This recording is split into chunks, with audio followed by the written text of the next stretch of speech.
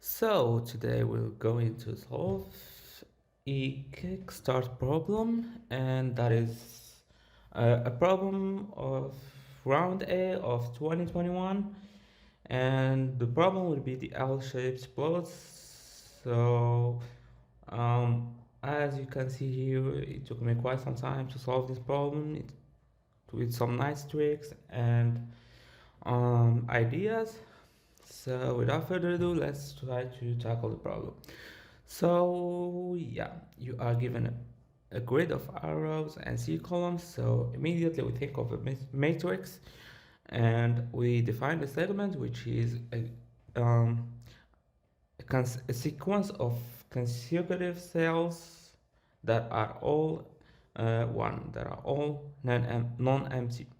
So this is an example of a segment, but this is not a segment. So right here we have two long segments which are perpendicular to each other,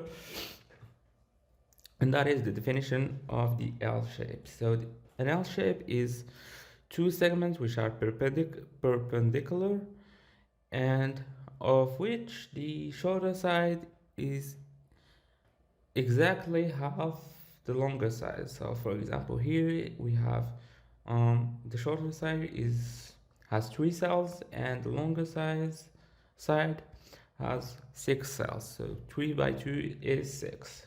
Same for here, 4 and 2 cells here. So this is an L shape, and this is a valid L shape just as well. Those are not, they're invalid L shapes, as you can see. So this is right here and here. Here, here, if we only consider this part right here, um, 1, 2, 3, 4, and this guy here, then that would be a valid L shape. But adding this cell here makes this invalid. While we look at the output, we need to output the number of L shapes in that grid, and we are given a time limit of 60 seconds. And for the first test case, R is between 1 and 40, and for the test set number 2, it is 1000. So brute forcing this problem, if we consider every single square, we loop over each square here, and for example here, we try to find out the number of squares here, the number of squares here, and we see if those squares meet these conditions here, and doing that for each cell. So that will have a complexity of n by n, which is n squared, and while searching that will add n by n, so that will be n to the 4th power, which will be fine for the first test case because R is comprised between 1 and 40. But for test case number 2, that will be quite problematic. So for demonstration purposes, we try to brute force this problem for test case number 1, and for test set number 2, we'll try to figure out better ways to solve this problem.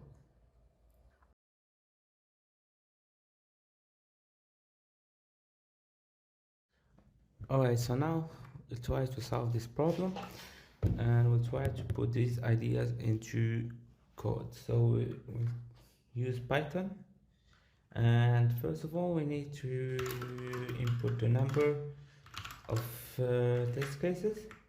So that will be int of input, and we need to save this variable because we'll be modifying t.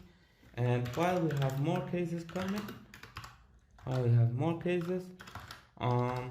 we'll do some processing here, and finally we'll subtract 1, and we loop again over the loop. So here we need to, alright, so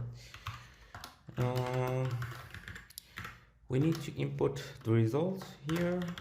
So we going to be well, the number of test case is t0 minus t plus 1, and that would be, I believe, output, and need step to be this guy. So this is it. Well, now we need to input the rows and columns. First of all, we need to input the number of rows and the number of columns. That will be int of e for e in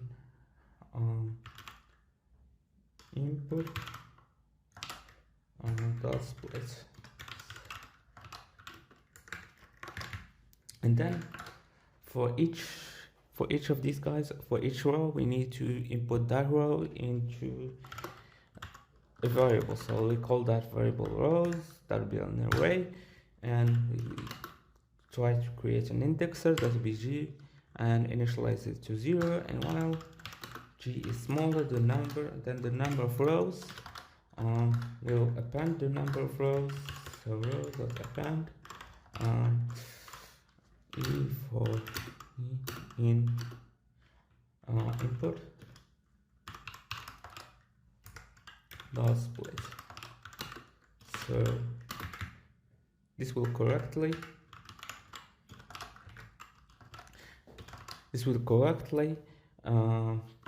take in all the variables and put them into memory. So now we need to initialize our indexers, reinitialize our indexers, and well, so here let's move this, let's clean this up, and we're good.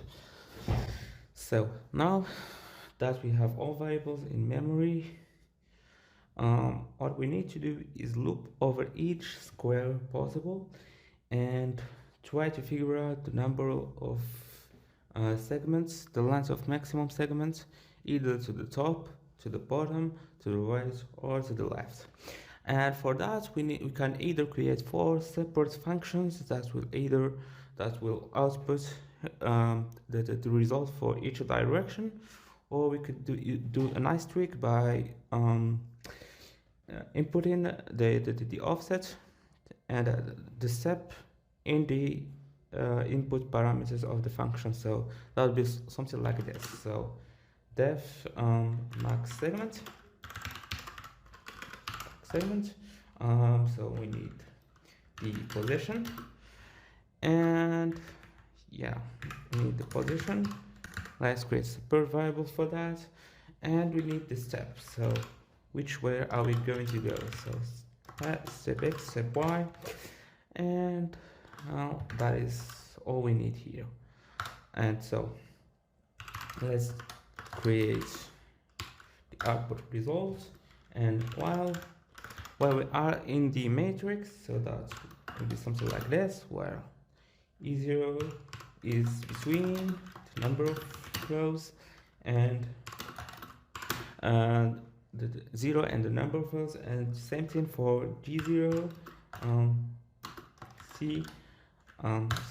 So what we need here to do is to see whether or not rows with E0 P0 is equals to 1. So that will be something like this. Okay, so if it is non-empty, if it is 1, then we append 1 to the result and we continue. Otherwise, we return the output. We return the output here, and that will be the maximum segments. Otherwise, we continue in the loop, so we increase E0 by step X and E0 by step Y. And the idea here is that either step X or step Y will be 1. So if we want to go down here, then step X will be 1 and step Y will be 0. So each time we append 1 to E0, that will be something like going down in the loop. If we want to go up, then it will be something like step X is -1 and step Y will be 0. So now we need to initialize our variables. Our indexer variables are already initialized. So let's loop over each possible square. So while e is smaller than number of rows, and while g is smaller than number of columns. But here we only need to consider the rows that are one, that have one as a value. So if it is 0, then we can safely skip that square, because well, there couldn't be any L shape in that square. So if rows eg is equal to 1, which is the same as this line here, what we need to do here is we need to calculate the max segments for each direction. So that'll be something like this, E and G.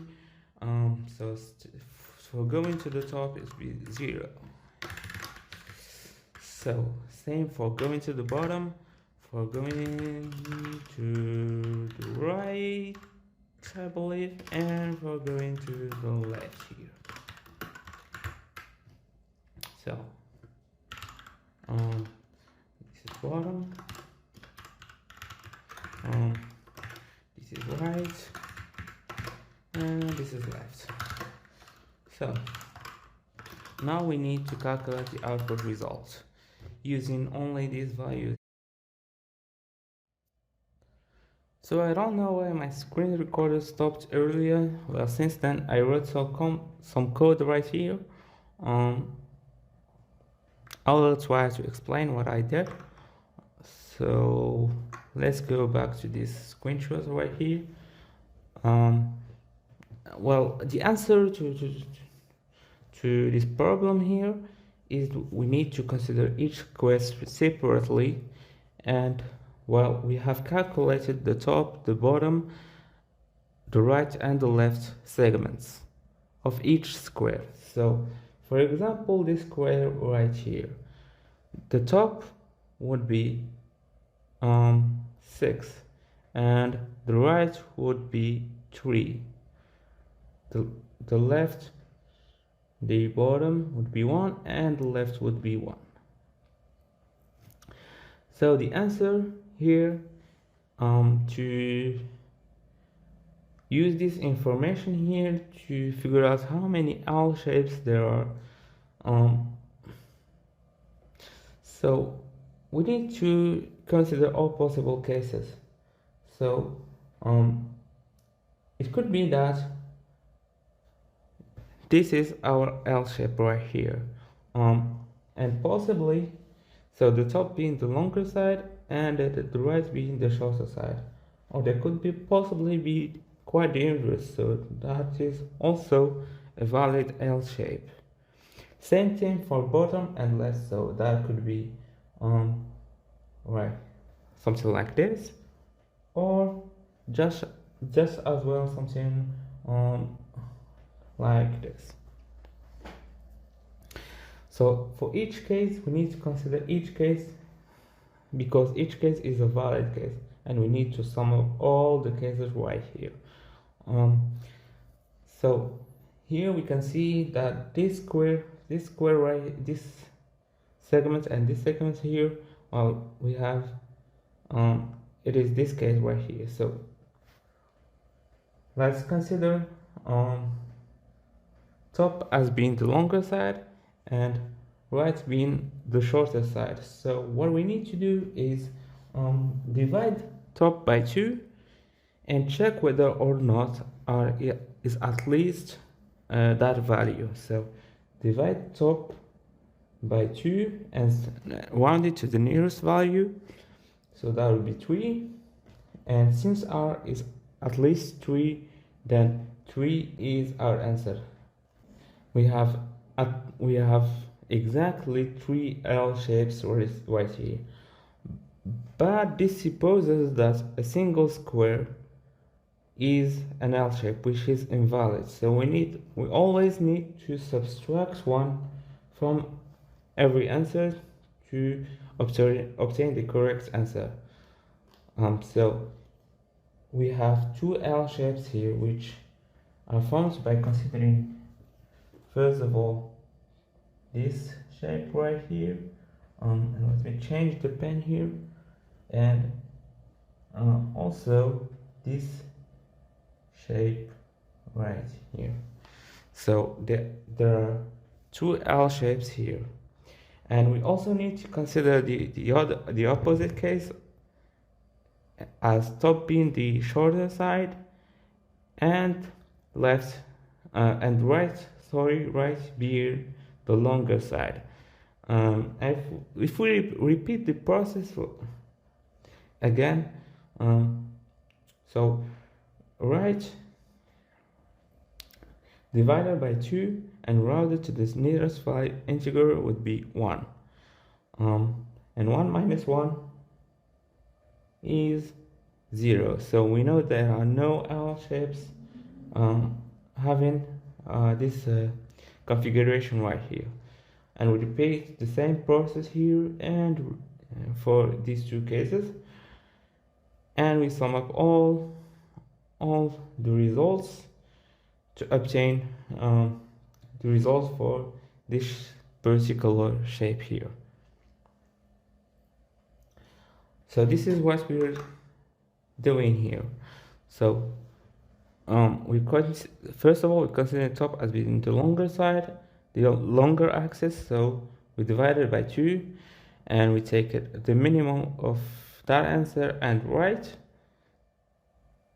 and we subtract 1 to obtain the correct answer for this configuration right here. We also do the same thing for this right here. So we inverse top and right, so we consider top as the shorter side and right as the longer side, and we repeat the same process for top and left, bottom and right, bottom and left, and we sum up all the answers we found, and we loop again for the next square. So we need to append and to increase our indexers, and when we reach the final square in our row, in our column, sorry, we need to reset our G indexer to 0 to go back here, and we need to append 1 to our row indexer. So there, and finally we output the answer right here. Let's try to test case to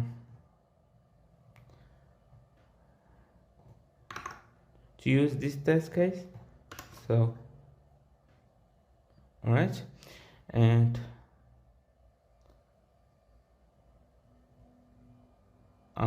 yeah, so here we need to append 1 to our row indexer.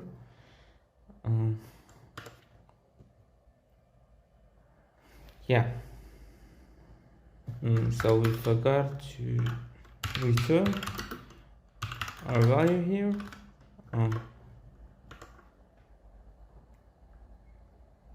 So yeah, we see that our answers are correct. So 1 and 9.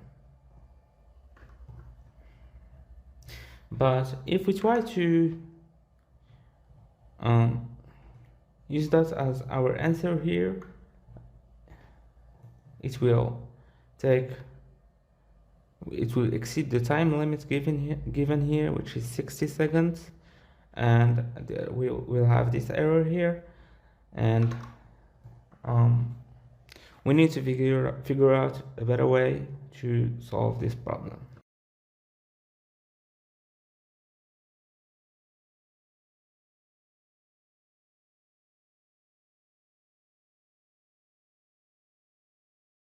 So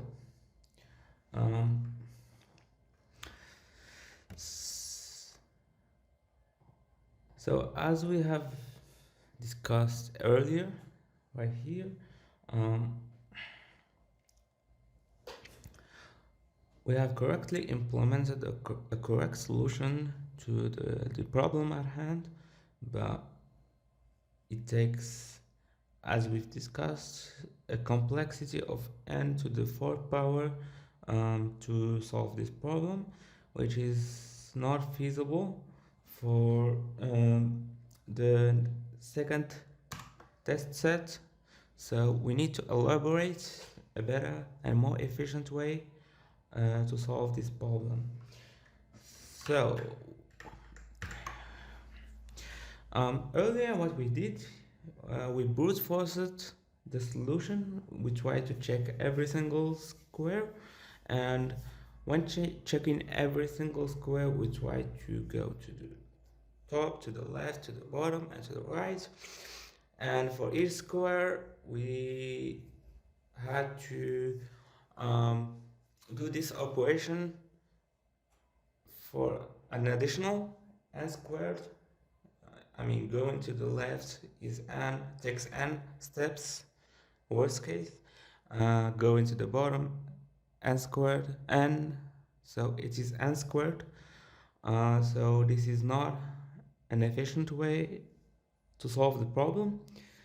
So what we need to do is figure out a way to calculate or to pre-calculate a matrix that will help us solve this problem. So when we reach when we go to any square in this matrix right here, we can figure out how many squares are form a segment either to the top or to the bottom, to the left or to the right, just by looking into a pre-calculated matrix. So what we can do is rather simple. If we try to sum up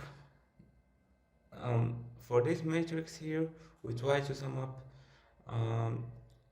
all this for each square. Like for this square, we try to sum up all the squares that are to the top of it. Like for the first square, that would be the same value. For the next square, it would be the sum of the cell to the top of it and its value, so that would be 1.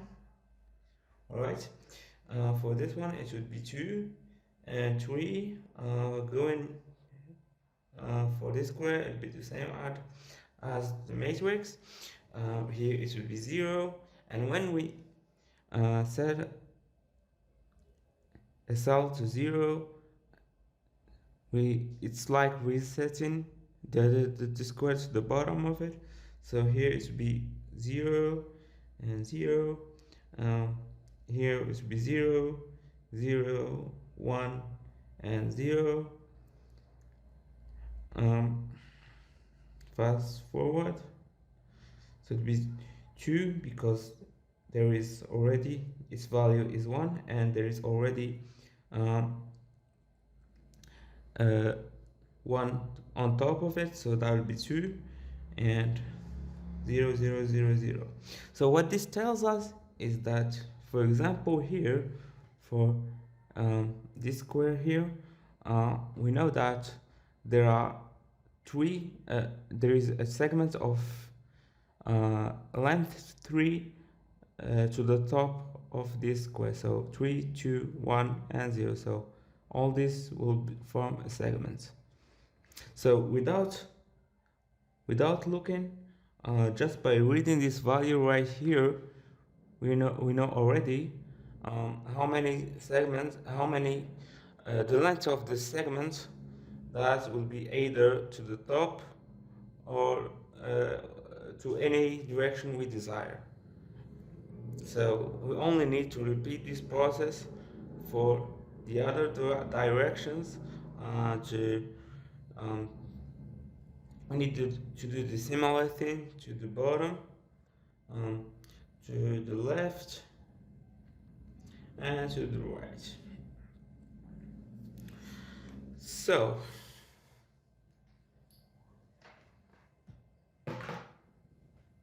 going back to our code here, um,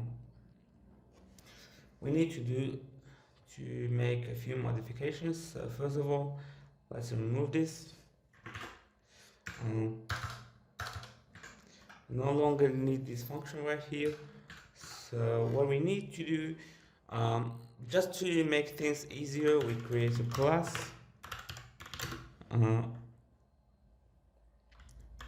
of a data frame, and the purpose of this class, it will be like a matrix. It will hold a matrix with all the data, but when we go out of bounds, it will return 0 instead of um, like looping around in the matrix. So what Python does, like if we are in this square and we try to um, fetch the value to the left of it, what Python will do is it will loop back and return this value right here. Obviously uh, that could be useful in some cases, but right here it's not useful. So we'll um, try to modify this uh, behavior. So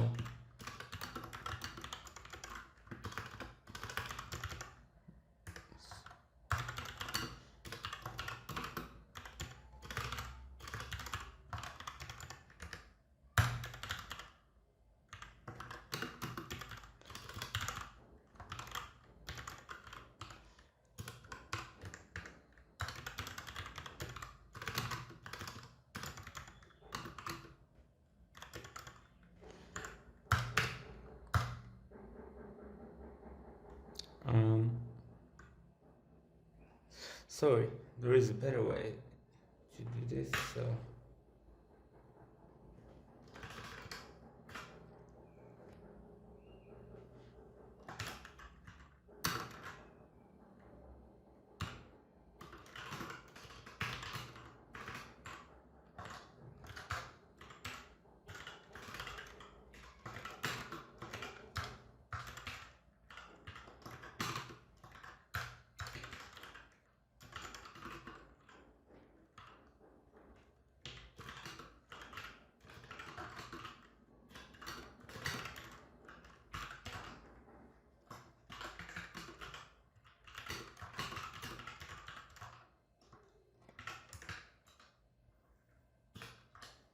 So what we did here is we initialized um, the the class df, data frame df, by specifying the length of the number of rows and similarly the number of columns, and we initialized a variable data that will hold our data, um, and uh, it will have a default value of d, and we need to store that default value. So that is the value we will return in case we try to fetch an index out of bounds. So for that we need to create another function, we call it d, and this function will return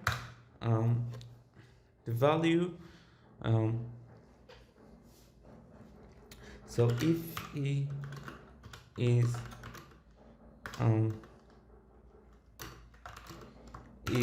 in the matrix, we check whether e and g are in the matrix. So we return self.data. Otherwise, we return the default value. So there is also a shortcut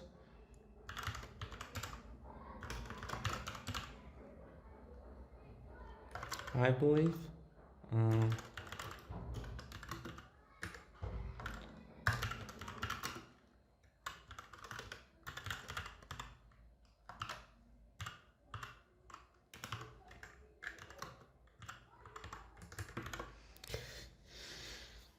So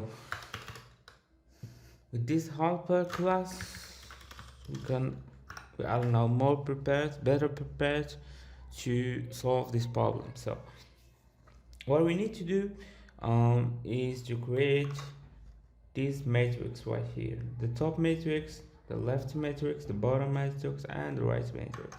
So let's start with the top matrix. So that will be a data frame. It will have the same columns and rows as our matrix right here.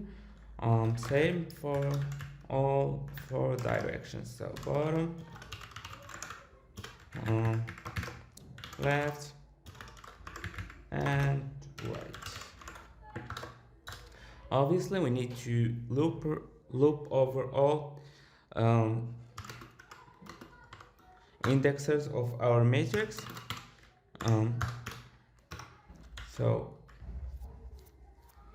And we need to sum up the values. So let's start.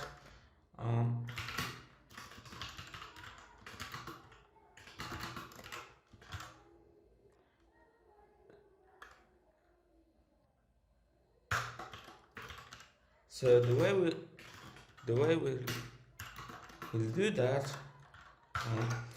So we'll loop around in this direction, and each time we go this way, each time we go, we sum up for the right matrix, we sum up the value present in this square right here, as well as the value before it of the matrix of the cell before that.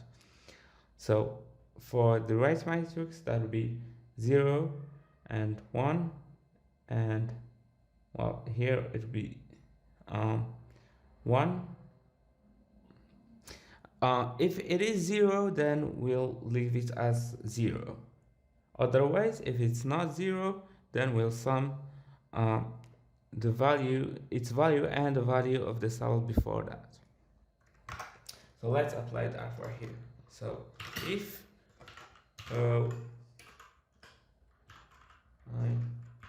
and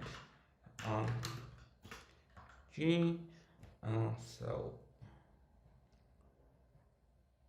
sorry, right here. So if it is set, then our right matrix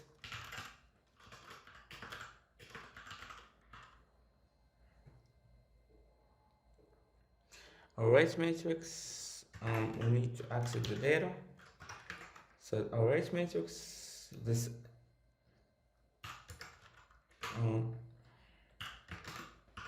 is going to be the cell before that. So data cell before that, and the value of the matrix at that particular value, at that particular position. And the beautiful thing right here is when we are using this data frame right here, even if we go out of bounds, we know that we will be returning 0 right here. We'll be returning 0, and that won't affect the results if we go out of bounds. So we don't need to check for bounds, and we need to do the same thing for the top. So top of data, E and G, but this time what we'll do is consider the row indexer. We'll decrease the row indexer and leave the column indexer identical. So same code. So this is for our the top and the right, but for the bottom and the left, that will be the same procedure but inverted. So yeah, to do that, we start by initializing our indexes to correct values, and while 0 and while our G indexer is bigger or less or equal to 0. So if rows at that particular index is set, so um, let's copy and paste this to save time. So it will be left, and it will be bottom.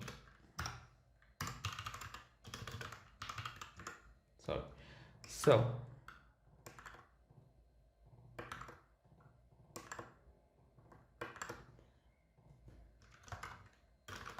So that will be the index next to the previous one, to go either to the left or to the bottom.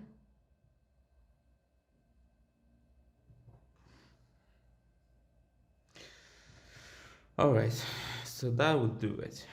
So that would do the job. I believe it will do the job, but we always need to reset our indexes to the correct values.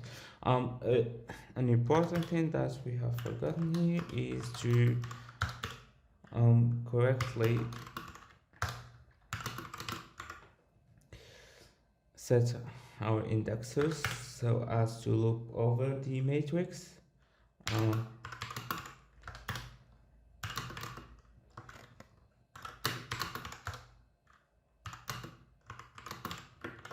So this would do that. This would calculate the right and the top and the left and the bottom. So now that we have calculated those values, we only need to use them right here. So instead of max segments, the value of the maximum top segments of any particular cell in our matrix would be just exactly the top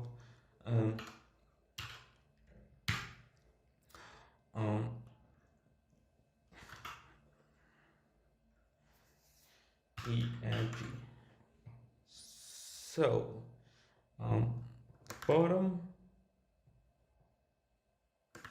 simply E and G, same for right and same for left. P and for left. So this will be enough to calculate the sum of all L shapes in our. So there was a few problems in our script earlier.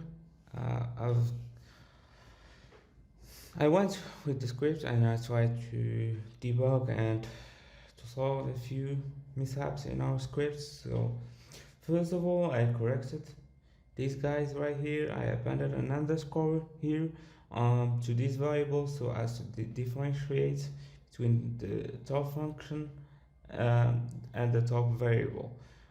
Same thing here in our default value, d. It should be different from our d function here. And this get item needs to be I is not capitalized, opposite to what we did earlier. Otherwise the script works perfectly. So it tries to compute all these matrices right here, and with this information in mind, we put that output here to these variables, and we compute the output results as previously, and it works perfectly. So let's try to put this script here, and let's try to solve. Let's see if it solves the problem. So problem is pending, and we have correctly solved the problem. It passed all test cases, and we respected the time limits for each test set. And for that, with that, we end this episode. I hope the explanation was good enough, and sorry for any mistakes present in this video.